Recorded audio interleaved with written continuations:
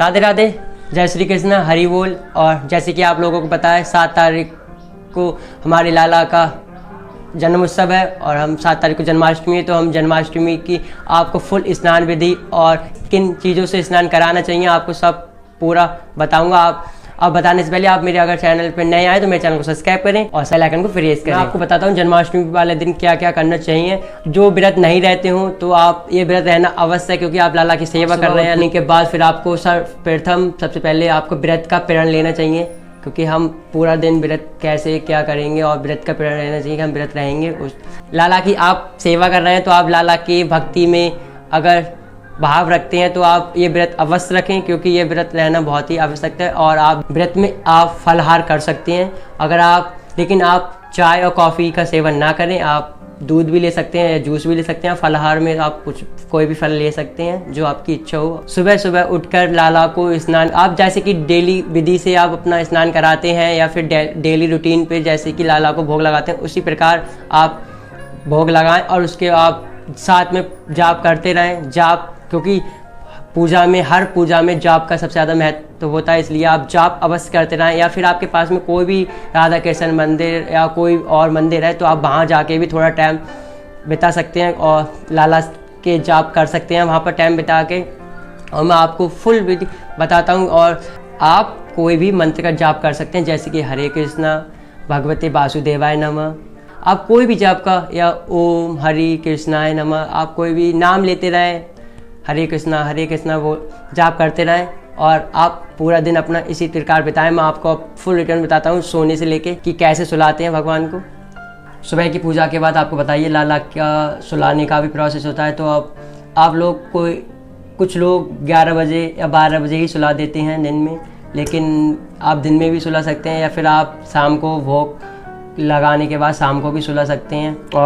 और सब मैं आपको बताता हूँ कैसे सुलाना चाहिए। आप इस तरीके से प्लेट में फूल लगाकर आप अपने लाला को इस तरीके से आप एक प्लेट ले सकते हैं जिसमें हमने फूल लगा लिया। आप फूल इस तरीके से फूल लगा लें और इसमें लाला को बिठाकर आप फूल से भी लाला को ढक सकते हैं। और फूल से ढकने के बाद आप थोड़ा सा लाला के सांस लेने के लिए थोड़ा सा गैप कर दें, जिससे कि हमारे लाला सांस लेने में कोई दिक्कत ना हो। और अगर आपके थोड़े बड़े लाला हैं और नहीं तो आप 0 साइज़ के, कुछ लोग खीरे में भी रखते हैं। आपके अगर 0 साइज़ के कान्हा जी तो खीरे में रख दिए जाते हैं, लेकिन अब तो बड़े लाला भी हैं तो जो कि खीरे में नहीं रखे जाते हैं। आप खीरा भी ले सकते हैं, अगर आप रखना चाहें खीरे का अंदर का सारा निकाल कर उसमें खीरे में रख सकते हैं आप लाडू गोपाल को। नहीं तो आप कदुआ भी ले सकते हैं, जिससे हम कुछ लोग गंगा फल के नाम से जानते हैं। आप गंगा फल को अंदर से सारा साफ़ करके उसमें लाला को रख दें और उसमें भी थोड़ा सा एक छेद अलग से बना के रखें जिससे लाला श्वास ले सके। और आप कोई भी लौकी या कुछ भी ले सकते हैं आप अपने लाला को रखने के लिए। लेकिन अब बड़े लाला को आप लौकी में या फिर गंगा फल में नहीं रख सकते हैं, तो आप उसके लिए आप एक इस टाइप की टोकरी ले लें। अगर आप इस टाइप की टोकरी ले लें, आप उसमें फूल रख लें। आप फूल में आप लाला को बिठाने के बाद आप फूल से सकते हैं। फिर उसके बाद आप पूरा एक रेड कलर की चुन्नी ले लें जो माता रानी पे चढ़ाई जाती है छोटी सी, उससे ढक दें। आप लाला को सुलाने के बाद लाला के पास भोग अवश्य रखें और भोग में आप ड्राई फ्रूट या फिर आप कोई भी मिठाई या जल रखें, और जिससे कि लाला को बीच बीच और भोग लगाते रहें। और बीच बीच आप ताली बजाकर भोग के लिए आह्वान कर सकते हैं कि भोग लगाएं। और लेकिन आपको उठाना नहीं है, आपको उठाना 12 ही बजे है और आप बीच बीच में आके भोग लगा सकते हैं ताली बजाकर। और फिर आप 12 बजे आप अपने हाथों से तालियां बजा के या फिर घंटी बजा के लाला को जगाएं और लाला को उन फूलों से, या आपने खीरा में रखे हो तो आप खीरा से या फिर गंगा फल से निकालें और फिर आप उनका अभिषेक करें। और मैं आपको फुल अभिषेक विधि बताऊंगा कैसे की जाती है, वो मैं आपको दिखा रहा हूँ आगे ब्लॉग में। फुल स्नान 12 बजे के बाद हम लाला को उठाने के बाद हम स्नान कराएंगे। स्नान के लिए हमने सर्वप्रथम हम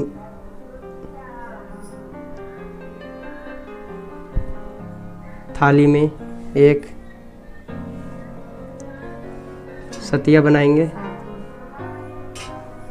और उसके बाद हम तुलसी दल अवश्य रखेंगे, क्योंकि तुलसी दल का पूजा में बहुत महत्व होता है लाडू गोपाल की। उसके बाद हम लाला को विराजमान करेंगे और हमने हमने पंचामृत से स्नान कराने के लिए हमने दूध लिया है, दही लिया है, शहद लिया है और हमने ये जल है जिसमें हमने गंगा जल डाल दिया है और ये हमने देसी घी लिया है और इसमें हमने शक्कर ली है। अब हम पंचामृत से स्नान कराएंगे। पंचामृत से स्नान कराने से पहले आप ये 5 तरीक़ा की मेवा ले लें, लेकिन हमारे पास 5 तरीक़ा की मेवा नहीं थी, इसलिए हमने ये सूखे अंगूर होते हैं जो किशमिश बोलते हैं, जैसे हमने किशमिश की एक माला बना ली है। आप इसी प्रकार ये 5 ड्राई फ्रूट की मालाएं बना लें और अपने लाला को इस तरीके से पहना दें। उसके बाद हम स्नान स्टार्ट कर देंगे और हम सर्वप्रथम स्नान में हम लाला को दूध से स्नान कराएंगे और उसके साथ में आप कोई भी जाप मंत्र का जाप कर सकते हैं। हम हरे कृष्णा कृष्णा कृष्णा हरे हरे, हरे राम राम राम हरे हरे।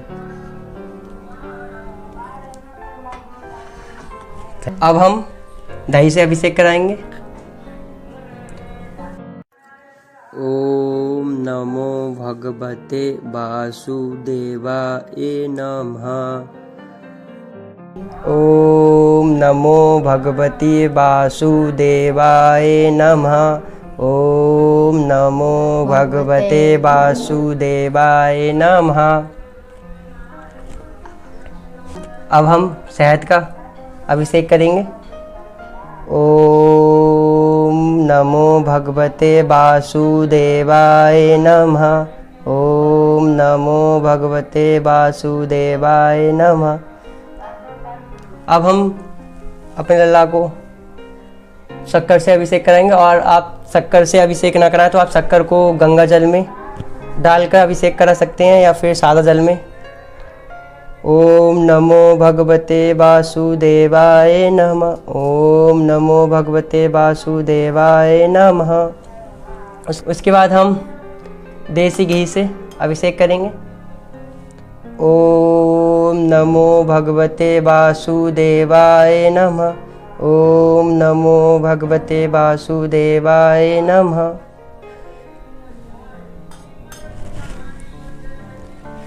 अब हम गंगा जल युक्त जल से अभिषेक करेंगे। ओम नमो भगवते वासुदेवाय नमः। ओम नमो भगवते वासुदेवाय नमः। अब हमारा लाला का ये पंचामृत स्नान पूर्ण हो गया है। अब हम लाला का चंदन स्नान कराएंगे। हमने जो पंचामृत स्नान कराया था अपने लाला को, वो हमने पंचामृत स्नान थाली खाली कर दिए, साफ़ कर दिए और हमने वो पंचामृत स्नान आपको फेंकना नहीं है। आप उस पंचामृत को स्नान को आप अपने अलग निकाल के रख लें और अपने घर के सभी सदस्यों को पिलाएं, क्योंकि जो प्रभु के चरणों में लगे प्रसाद के रूप में बन गया है और जो प्रभु के चरणों में लग जाता है वो प्रसाद बन जाता है। तो आप घर के सभी सदस्यों को उस प्रसाद को ग्रहण कराएं। और अब हमने किशमिश माला जो पहनाई थी अपने लाला को, हमने आपसे बोला था आपके जन्माष्टमी में 5 तरीक़ा के ड्राई फ्रूट की माला बनाएं, जिससे हर स्नान के बाद आपको एक नई माला पहनानी है। तो अब हमारे पास नहीं थी, इसलिए हमने एक ही माला पहनाई है अपने लाला को। और आपको मैं अब चंदन स्नान दिखा रहा हूँ। हम आपको 4 तरीक़ा के स्नान दिखाएंगे जो हम आप जन्माष्टमी पर करें अपने लाला के साथ। अब हम चंदन स्नान करेंगे अपने लाला का।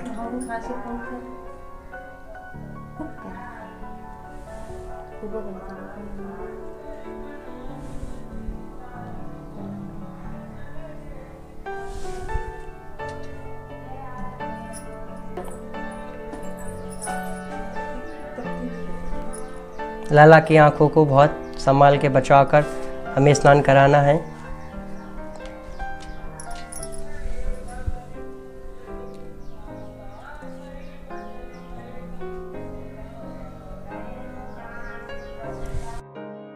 अब हम लाला को गंगा जल युक्त जल से स्नान कराएंगे।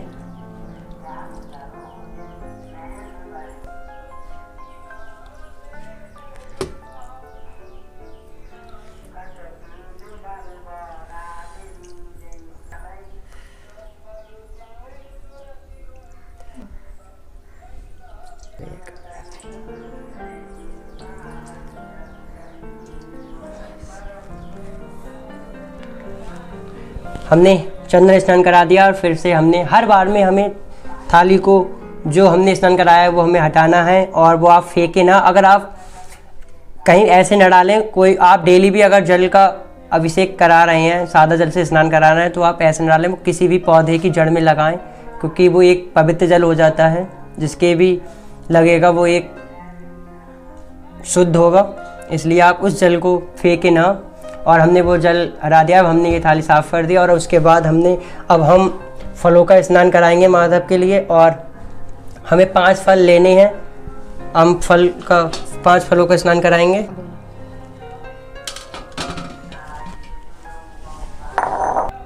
हमने ये 5 फल लिए।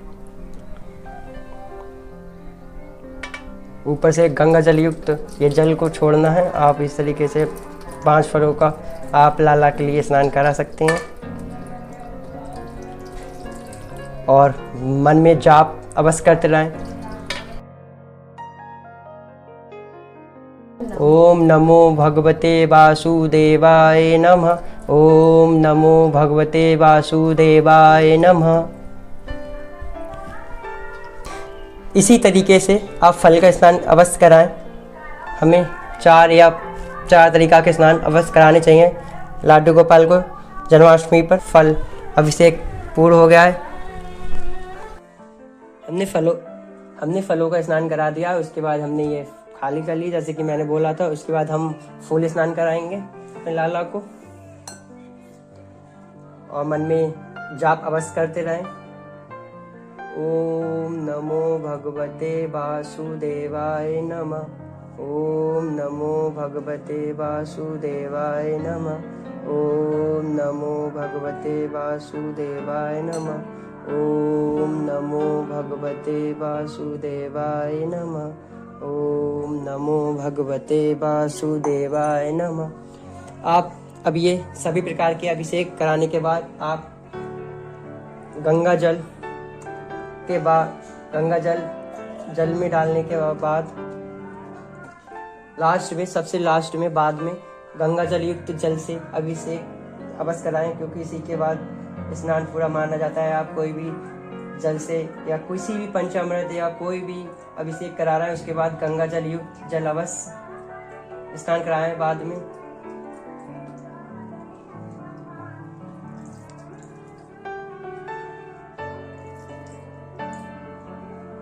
अभी हमारे अभिषेक पूर्ण हो गए हैं। अब हम अभिषेक पूर्ण होने के बाद हम लाला को वस्त्र पहनाएंगे। आपने जन्माष्टमी के लिए जो भी ड्रेस पोशाक ली हो और शॉपिंग की हो, वो लाला को अच्छे से सजाएं और श्रृंगार करें। और मैं आपको आगे दिखाता हूँ। और लाला को झूला पे अवश्य बैठा लें।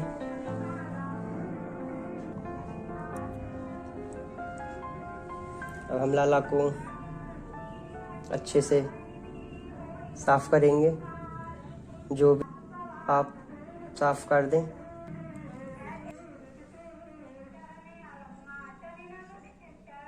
तो बहुत ही सॉफ्ट तरीका से आराम से लाला का इस तरीके से। और लाला का स्नान करने के बाद जो जल लास्ट में बचता है थाली में, उस जल को आप पूरे घर में छींटे मार सकती हैं, पूरे घर को पवित्र कर सकती हैं। क्योंकि ये लाला के चरणों से लग के जल आया है, इसलिए बहुत पवित्र हो गया है। इसलिए आप पूरे घर में इसका छिड़काव कर सकते हैं इस जल का। और नहीं तो आप ये जल पी भी सकते हैं। आप सबको थोड़ा थोड़ा जल पिला भी सकते हैं ये। अब हम लाला का श्रृंगार करेंगे।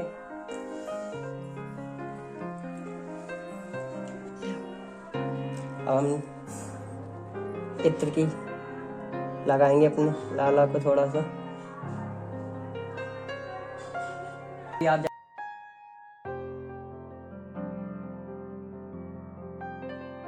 फुल श्रृंगार कर रहे हैं, क्योंकि जैसे कि आप लोग या अपने बच्चों को या अपने खुद जैसे श्रृंगार करते हैं, वैसे ही हम अपने लाला को श्रृंगार करा सकते हैं। अब हम श्रृंगार हमारा कराने, अब हम पोशाक पहने।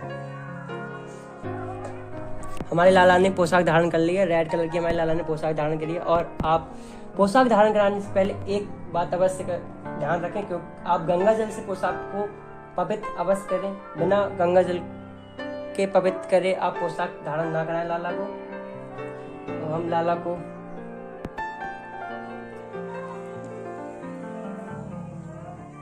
को हम माला धारण कराएंगे, कि ये चंदा सूरज धारण कराएंगे हम लाला को।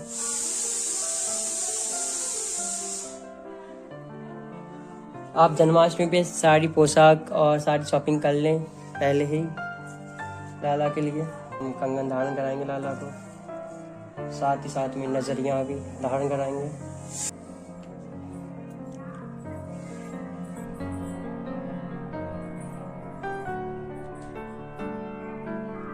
बाल लगाएंगे, उसके बाद हम लाला को पगड़ी लगाएंगे।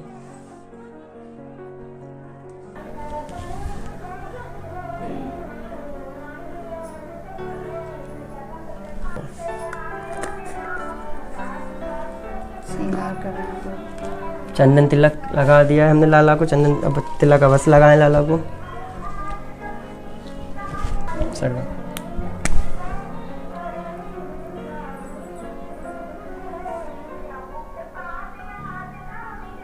काजल लगाएंगे हम लाला को, और एक काला टीका लगाएंगे हम अपने लाला को, नजर न लगे हमारे लाला को। और जो लाला का सबसे ज़्यादा फेवरेट है उसे हम धारण कराएंगे मोर पंख।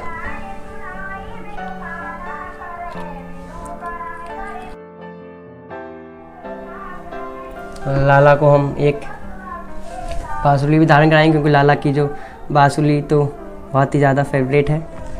आप देखिए हमारे लाला फुल तैयार हो गए हैं, और आप कमेंट करके बताएं हमारे लाला कैसे लग रहे हैं, और अब मैं आगे आपको बताऊंगा।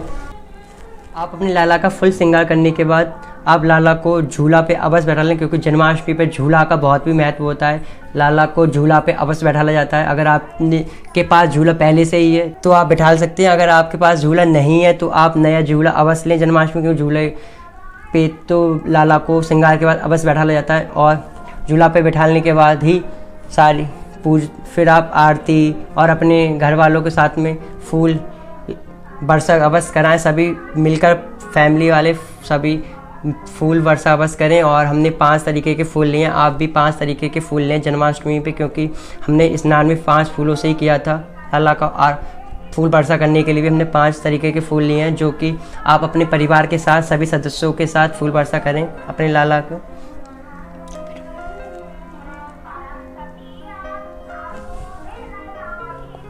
और आप सभी अपने घर के सदस्यों से बोलें कि आप लाला के झूला को अवश्य झूला दें और फूल वर्षा करें, जिससे कि आपके घर पर लाला की कृपा बरसे।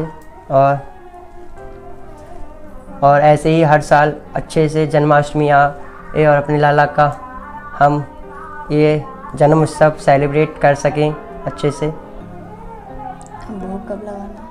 और इसके बाद आप फुल पूजा के साथ में आप भोग भी लगा सकते हैं, जो आपने बनाया हो, जो भी आपने आप 56 भोग भी बना सकते हैं लाला के लिए। अगर आप 56 भोग की व्यवस्था नहीं कर सकते तो आप जो भी भोग बनाया हो आपने, शुद्ध सात्विक बिना लहसुन प्याज का भोग होना चाहिए, तो आप उसे लाला को भोग लगा सकते हैं। और आप पूजा आरती करने के बाद, भोग लगाने के बाद आप लाला को दोबारा से सुला सकते हैं, और आप अपना भी व्रत खोल सकते हैं। और इसी के साथ ये मैं अपना पूरा ब्लॉग समाप्त करता हूँ। और आपको ये मेरा जन्माष्टमी फुल ब्लॉग अच्छा लगा हो, आप इसी प्रकार से अपने घर पर जन्माष्टमी उत्सव मनाएं। और आप इस जन्माष्टमी उत्सव में सभी घर के सभी सदस्यों से शामिल होने के लिए बोलें, क्योंकि पूजा शामिल अगर परिवार होकर करता है तो ही फलदायी होता है। इसलिए आप सभी सदस्यों को शामिल अवश्य करें पूजा में, और साथ ही मिलकर स्नान करें। और पंचन स्नान सभी मिलकर अपना अपना हाथ लगा सकते हैं, क्योंकि ये बहुत ही अच्छा काम है। और आपको ये जन्माष्टमी ब्लॉग मेरा अच्छा लगा हो तो आप मेरे चैनल को सब्सक्राइब करें, और ऐसे ही नए नए ब्लॉग मिलते रहेंगे आपको। राधे राधे।